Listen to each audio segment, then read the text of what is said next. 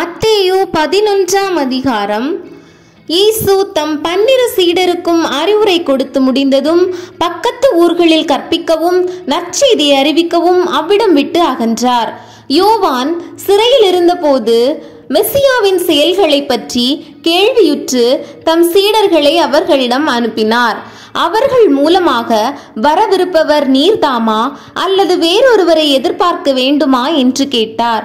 அதற்கு இயேசு மறுமொழியாக, நீங்கள் கேட்டவற்றையும் காண்பவற்றையும் யோவானிடம் போய் அறிவியுங்கள். பார்வையற்றோர் பார்வை பெறுகின்றனர், கால் ஊனமுற்றோர் நடக்கின்றனர், நோயாளர் நலம் அடைகின்றனர், காது கேளாதோர் கேட்கின்றனர், இறந்தோர் உயிர் பெற்று எழுகின்றனர், ஏழைகளுக்கு நற்செய்தி அறிவிக்கப்படுகிறது. என்னை தயக்கமின்றி ஏற்றுக்கொள்வோர் பேறு பெற்றோர் என்றார். அவர்கள் திரும்பி சென்றபோது இயேசு மக்கள் கூட்டத்திடம் யோவானை பற்றி பேசத் தொடங்கினார். நீங்கள் எதை பார்க்க போனீர்கள்?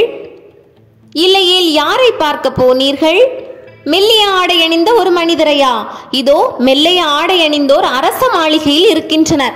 பின்னர் யாரைத்தான் பார்க்க போனீர்கள்? இறைவாக்கினரையா? ஆம், இறைவாக்கினரை விட மேலானவரையே என நான் உங்களுக்கு சொல்கிறேன். இதோ நான் என் தூதனை உனக்கு முன் அனுப்புகிறேன். அவர் உமக்கு முன் உமது வழியை ஆயத்தம் செய்வார் என்று இவரை பற்றி தான் மறைநூலில் எழுதியுள்ளது. மனிதராய் பிறந்தவர்களுள் திருமுழுக்கு யோவானை விட பெரியவர் எவரும் தோன்றியதில்லை.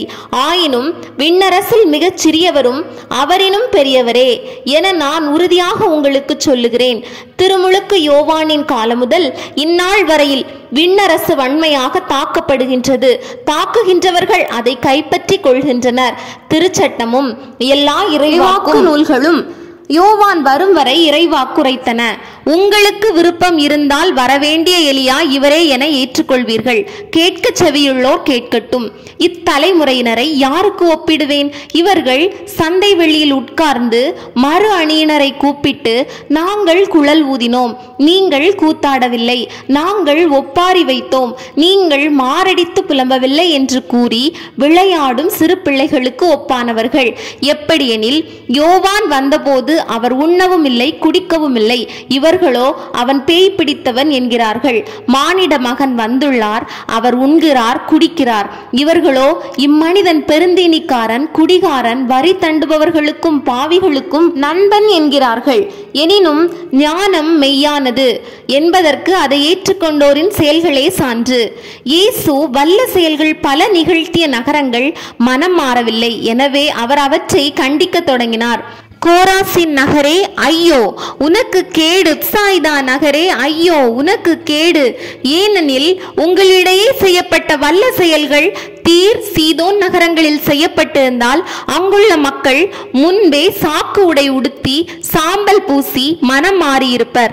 தீர்ப்பு நாளில் தீருக்கும் சீதோனுக்கும் கிடைக்கும் தண்டனையை விட உங்களுக்கு கிடைக்கும் தண்டனை கடினமாகவே இருக்கும் என நான் உங்களுக்கு சொல்லுகிறேன். கப்பர்நாகுமே, நீ வானளவாய் உயர்த்தப்படுவாயோ இல்ல பாதாளம் வரை தாழ்த்தப்படுவாய்? ஏனெனில் உன்னிடம் செய்யப்பட்ட வல்ல செயல்கள் சோதோமில் செய்யப்பட்டிருந்தால் அது இன்று வரை நிலைத்திருக்குமே. தீர்ப்பு நாளில் சோதோமுக்கு கிடைக்கும் தண்டனையை விட உனக்கு கிடைக்கும் தண்டனை கடினமாகவே இருக்கும் என நான் உனக்கு சொல்லுகிறேன். அவ்வேளையில் இயேசு, தந்தையே, விண்ணுக்கும் மண்ணுக்கும் ஆண்டவரே, உம்மை போற்றுகிறேன்.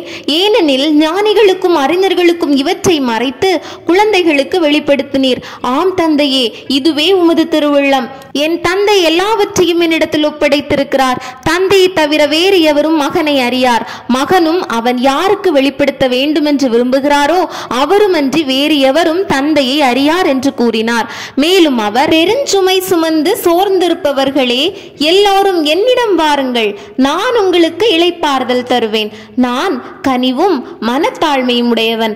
ஆகவே என் நுகத்தை உங்கள் மேல் ஏற்றுக்கொண்டு என்னிடம் கற்றுக்கொள்ளுங்கள். அப்பொழுது உங்கள் உள்ளத்திற்கு இளைப்பாறுதல் கிடைக்கும். ஆம், என் நுகம் அழுத்தாது, என் சுமை எளிதாய் உள்ளது என்றார்.